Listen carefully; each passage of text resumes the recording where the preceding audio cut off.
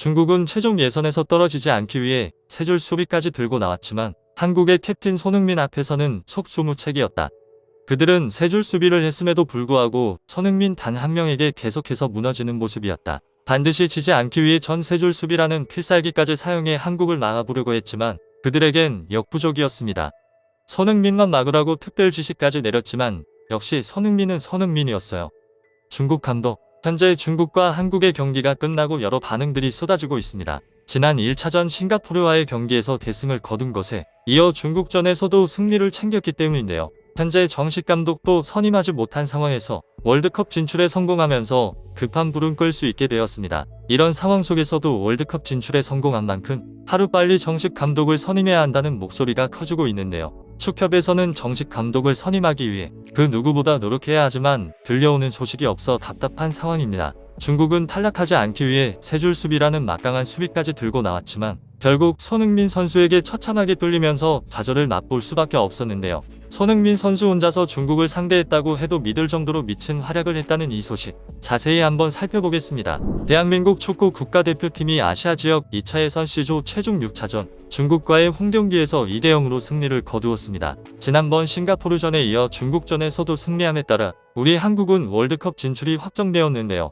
까다로운 상대인 일본이나 이란과의 대결도 피할 수 있게 되었습니다. 싱가포르전에서 7대0이라는 대승을 거둔 만큼 중국전에서도 승리를 가져왔어야 하는 한국 대표팀인데요. 경기에 앞서 선수들은 지난 원정에서도 3대0으로 승리한 만큼 홈이기 때문에 반드시 이기게 되는 투지를 불태우기도 했습니다. 캡틴 손흥민 선수는 아직 가장 중요한 경기인 중국과의 경기가 남아있다. 중요한 경기인 만큼 최상의 몸 상태를 유지할 것이고 선수들도 그럴 것이라고 믿는다. 우리는 지금 좋은 흐름을 타고 있고 중국도 잘 분석했고 철저히 준비했다. 재미있는 축구와 좋은 플레이로 보답하겠다. 라고 말하며 중국전에 대해 자신이 있다고 말한 것인데요. 중국 수비수인 양처상은 한국에는 스타가 많다. 손흥민은 아시아에서 몸값이 두 번째로 비싼 선수이고 이강인도 뛰어난 선수지만 한국은 개인 능력은 뛰어나지만 팀의 완성도가 확연히 떨어진다. 분명 그들에게도 약점은 있다. 이강인이나 손흥민이라고 해서 상대하는 게 특별히 어려운 건 없다. 그냥 리그에서 하듯이 하면 된다. 라고 말하며 손흥민 선수를 아시아에서 몸값이 두 번째로 비싼 선수라고 디스할 뿐만 아니라 한국은 조직력이 약하다며 도발하는 모습을 보여줬습니다. 이번 A매치에는 월드클래스 수비수로 불리는 김민재 선수가 부상으로 빠졌음에도 불구하고 싱가포르전에서 수비가 굉장히 안정적인 모습을 보여줬는데요. 이번 중국전에서도 안정적인 수비를 보여줄까 기대가 되는 가운데 라인업이 발표되었습니다. 골키퍼에는 조현우, 김진수, 조유민, 공경원, 박승욱이 백호를 이루었고 황인범과 정우영이 중원에서 더블 볼란테를 손흥민과 이재성, 이강인이 이선해 황희찬 원톱으로 구성되어 있었는데요. 반면 중국은 수비에만 집중한 모습이었습니다. 중국이 세 줄 수비를 세운 덕에 초반부터 뚫기가 쉽지 않았는데요. 중국의 수비수들을 끌어내기 위해 노력했지만 절대 나오지 않는 중국이었습니다. 답답한 흐름이 계속되던 와중 손흥민 선수가 그 벽을 깼는데요. 전반 19분 손흥민 선수가 페널티 지역 왼쪽에서 수비수 5명을 달고 미친 드리블로 슛까지 가져가 봤지만 막혔습니다. 손흥민 선수의 드리블을 시작으로 선수들은 조금씩 해결법을 찾는 모습이었는데요.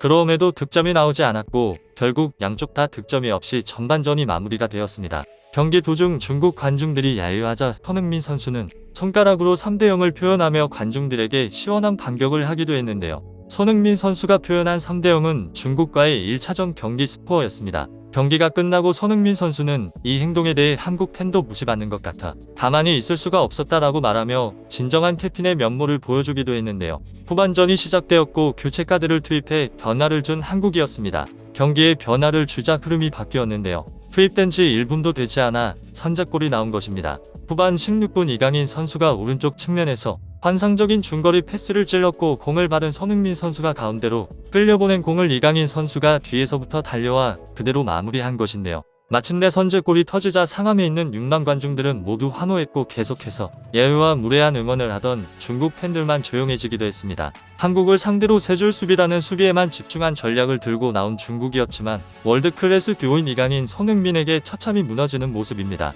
마침내 한국의 선제골이 터집니다. 이강인의 환상적인 중거리, 손흥민의 완벽한 연계로 중국에게 좌절을 선물합니다. 위기를 느낀 중국은 중국의 자랑이라고 불리는 무레이와 장윤잉 등 경험 많은 선수들을 긴급 투입시켰지만 소용이 없었는데요. 전반전 이후 더욱 자신감을 얻은 손흥민 선수의 드리블에 한없이 무너질 뿐이었습니다. 두 번째 골이 나올 뻔했지만 아쉽게 득점으로 이어지지 않으면서 1대0 한국의 승리로 끝나게 되었는데요. 경기가 끝나고 영국의 BBC 스포츠에서는 한국의 경기력에 대해 극찬하기도 했습니다. 세 줄 수비까지 세운 중국을 뚫은 한국은 가히 아시아의 최강이라고 불릴만하다. 그들은 김민재가 없음에도 불구하고 안정적인 수비를 보여줬고 김민재가 없어도 얼마나 많은 인재들이 있는지 알 수 있었다. 역시 한국에겐 아시아 최강의 공격수인 손흥민과 월드클래스 이강인이 있었고 중국은 그들을 막아낼 수 없었다. 그 둘만 있는 것이 아니라 유럽에서 뛰고 있는 공격수 황희찬도 있다. 중국에겐 이만한 선수들이 없으며 전술 또한 한국보다 뒤떨어졌다. 라고 말한 것인데요. 중국의 언론에서는 경기가 끝나자 일제히 중국을 비판했습니다. 중국의 매체인 신화스포츠에서는 중국은 지난 1차전 원정에 이어 또다시 한국에게 패배했다. 우리 대표팀은 한국에게 또 한없이 무너지는 모습만 보여줬고 우리 대표팀이 한국을 상대로 할 수 있는 건 아무것도 없었다. 이번에 월드클래스 수비수로 불리는 김민재가 부상으로 인해 빠졌음에도 불구하고 한국은 안정적인 수비를 선보였다.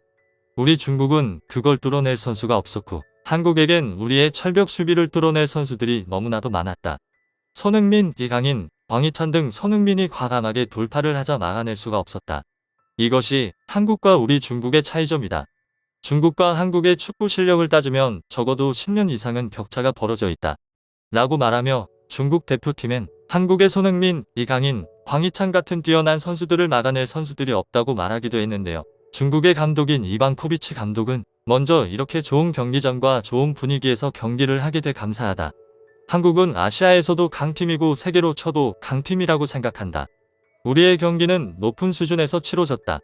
중국 선수들은 그래도 90분 동안 큰 실수 없이 잘했다고 생각하지만 손흥민의 수준이 너무 높았던 것 같다. 그를 막으라고 특별 지시까지 내렸지만 막을 수가 없었다. 그가 왜 월드클래스로 불리는지 알 수 있었다.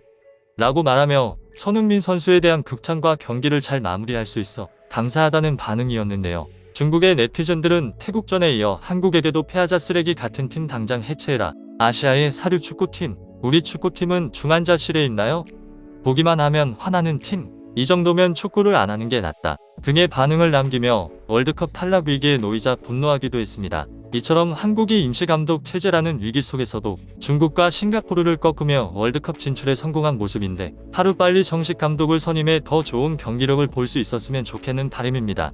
구독자가 2,000명이 될 수 있게 구독과 좋아요를 눌러주시면 영상 제작에 매우 큰 힘이 됩니다. 감사합니다.